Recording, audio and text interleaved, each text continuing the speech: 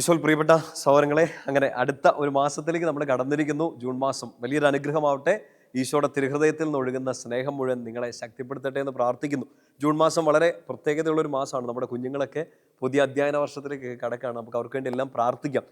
പുതിയൊരു അധ്യയന വർഷം തുടങ്ങുന്നതുകൊണ്ടും നമ്മുടെ കുഞ്ഞുങ്ങൾക്കൊക്കെ ഒത്തിരി പ്രാർത്ഥന ആവശ്യമായതുകൊണ്ടും ഇന്ന് പ്രത്യേകമായിട്ട് നിങ്ങളോട് ഷെയർ ചെയ്യാൻ ആഗ്രഹിക്കുന്നു. രാത്രി കിടക്കുന്നതിന് മുമ്പ് ഈ അടുത്തിടയ്ക്ക് പരിചയപ്പെട്ട ഒരു പെങ്കൊച്ചിനെ കുറിച്ചാണ്. നമ്മുടെ നൈറ്റ് വിജിലിന്, നമ്മുടെ പന്തക്കുസ്തായുടെ നൈറ്റ് വിജിലിന് ഇവിടെ വന്നൊരു പെങ്കൊച്ചാണ്. പ്രാർത്ഥിക്കാൻ വേണ്ടിയിട്ടൊക്കെ വന്നു. അവരോടൊക്കെ ഒത്തിരി പേരുമായിട്ട് ഇങ്ങനെ പേഴ്സണലി സംസാരിക്കുകയും ബ്ലസ് ചെയ്യുകയൊക്കെ ചെയ്തു. ഇപ്പോൾ ഈ കുഞ്ഞ് പഠിച്ചുകൊണ്ടിരിക്കുകയാണ്.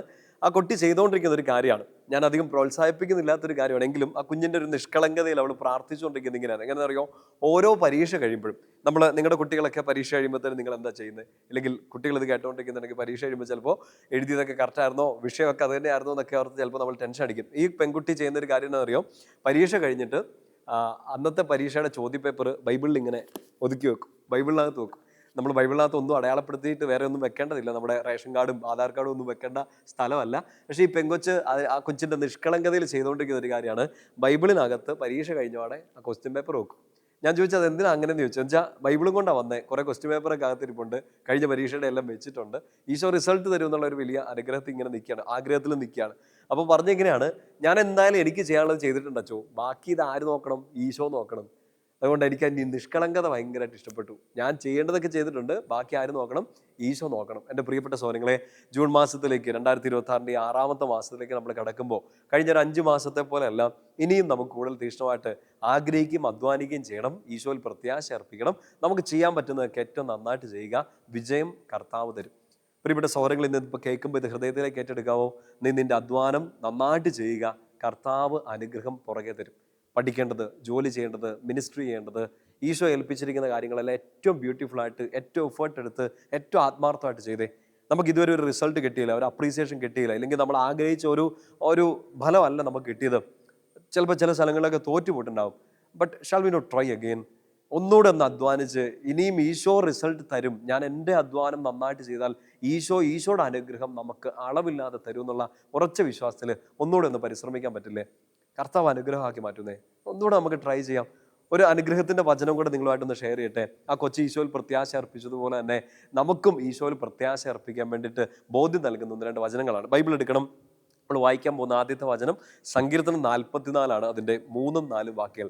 അതിസുന്ദരമായ അഭിഷേകം നിറഞ്ഞൊരു വചനമാണ്. നമുക്കൊന്ന് ഒരുമിച്ച് വായിക്കാം. നിങ്ങളെ നോട്ട് ബുക്കിലൊക്കെ ഒന്ന് കുറിച്ച് വെച്ച് പഠിക്കുന്നത് നല്ലതാണ്. സങ്കീർത്തനം 44 അതിൻ്റെ 3ആം വാക്യം. വാളുകൊണ്ടല്ല അവർ നാട് പിടിച്ചടക്കിയത്, കരബലം കൊണ്ടല്ല അവർ വിജയിച്ചത്, അവിടുത്തെ വലതു കൈയും ഭുജവും മുഖപ്രകാശവും കൊണ്ടത്രേ. അങ്ങവരിൽ പ്രസാദിച്ചു. അവിടുന്നാണ് എൻ്റെ രാജാവും ദൈവവും, അവിടുന്നാണ് യാക്കോബിന് വിജയങ്ങൾ നൽകുന്നത്. ഇത് ഹൃദയത്തിലേക്ക് ഏറ്റെടുക്കുക. വാളുകൊണ്ടല്ല അവർ പിടിച്ചടക്കിയത്, കരബലം കൊണ്ടല്ല അവർ വിജയം വരിച്ചത്, അവിടുത്തെ വലതു കൈയും ഭുജവും കൊണ്ടത്രേ. ഈശോയാണ് വിജയം നൽകുന്നത്. നമ്മുടെ എഫേർട്ട് നന്നായിട്ട് ചെയ്താൽ, നമ്മൾ നന്നായിട്ട് അധ്വാനിച്ചാൽ അനുഗ്രഹം കർത്താവ് തരും. നമ്മൾ ചുമ്മാ ഇരുന്നിട്ടൊരു അനുഗ്രഹം മേടിക്കാനല്ല, മാക്സിമം എഫേർട്ട് എടുക്കുക, മാക്സിമം നന്നായിട്ട് പഠിക്കുക, മാക്സിമം ഇതിനുവേണ്ടി ഇറങ്ങിക്കോ. കർത്താവിൽ ആശ്രയിച്ചുകൊണ്ട് കർത്താവ് വിജയം നൽകും. 4ാമത്തെ വാക്യം ശ്രദ്ധിച്ചേ. അവിടുന്നാണ് എൻ്റെ രാജാവും ദൈവവും, അവിടുന്നാണ് യാക്കോബിന് വിജയങ്ങൾ നൽകുന്നത്. കർത്താവ് വിജയം നൽകുന്നു. അനുഗ്രഹത്തിൻ്റെ ഒരു ജീവിതം നമ്മുടെ മുമ്പിൽ.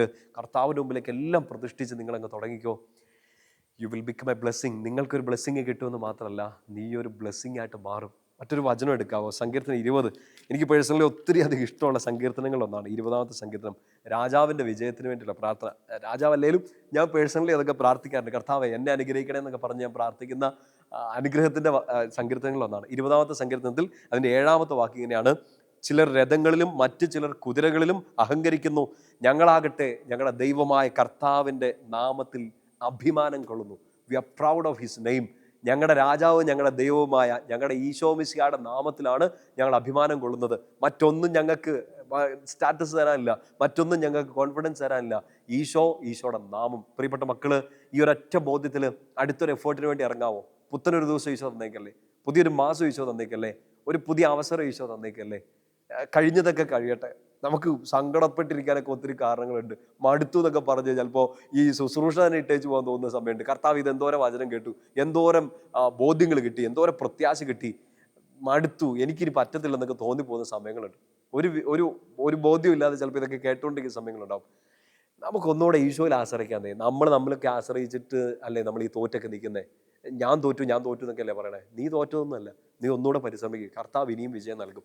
വേറെ ഒന്നിലും ആശ്രയിക്കാൻ പോകണ്ട. സുന്ദരമായൊരു വചനം കൂടെ പറഞ്ഞ് ഇന്ന് രാത്രിയിൽ നിങ്ങളെ കടന്ന് ഉറങ്ങാൻ വേണ്ടി വിടുകയാണ്. സാമുവേൽ പ്രവാചകന്റെ 1-ാമത്തെ പുസ്തകം അതിൻ്റെ 17-ാമത്തെ അധ്യായം. ഒത്തിരി തവണ വായിച്ചിട്ടുള്ള വചനഭാഗമാണ്. ദാവീദും ഗോലിയാത്തും തമ്മിലുള്ള യുദ്ധത്തിൻ്റെ സമയമാണ്. ബാക്കിയെല്ലാം നമുക്ക് അതിൻ്റെ ബാക്ക്ഗ്രൗണ്ടൊക്കെ നമുക്കറിയാം. ഇവൻ കല്ലും ഇതൊക്കെ ആയിട്ട് വരുന്നു, ഗോലിയാത്താണെങ്കിൽ വലിയ വാളും പരിചയമൊക്കെ ആയിട്ട് വരുന്നു. ദാവീദ് പറയുന്ന ഒരു കാര്യമുണ്ട്, അവൻ്റെ ഏറ്റവും വലിയ ശക്തി എവിടെയാണ് നിൽക്കുന്നതെന്ന് പറയുന്ന ഒരു വചനമാണ് 1 സാമുവേൽ 17 അതിൻ്റെ 47. കർത്താവ് വാളും കുന്തവും കൊണ്ടല്ല രക്ഷിക്കുന്നതെന്ന് ഈ ജനതതി മനസ്സിലാക്കും. ഈ യുദ്ധം കർത്താവിൻ്റെതാണ്, അവിടുന്ന് നിങ്ങളെ ഞങ്ങളുടെ കയ്യിൽ ഏൽപ്പിക്കും. ആ 2-ാമത്തെ വചനഭാഗം സ്റ്റേറ്റ്മെൻ്റ് ഒന്ന് അടയാളപ്പെടുത്തിയിടാവോ? ഈ യുദ്ധം കർത്താവിൻ്റെതാണ്. എൻ്റെ പ്രിയപ്പെട്ട സഹോദരങ്ങളെ, മുൻപിൽ യുദ്ധമുണ്ട്. ഈ പഠിത്തം പൂർത്തിയാക്കുക എന്നുള്ളൊരു യുദ്ധമായിരിക്കാം.